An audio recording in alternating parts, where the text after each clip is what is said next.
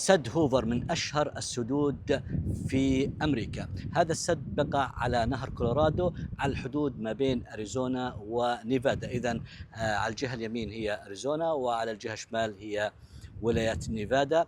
هذا السد بشكل بحيرة ميد، أكبر بحيرة صناعية في أمريكا، وبتزود نيفادا وأريزونا وكاليفورنيا، وبتزود أيضا المكسيك في هذه المياه. ويعتبر هذا السد تحفة معمارية ومزار سياحي بزور الآلاف، الآن موجودين آلاف الناس بزوروه في هذا الجو الحار. وأيضا في جسر من الخرسانة منظره جميل جدا فوق هذا السد العظيم. راح أترككم مع مشهد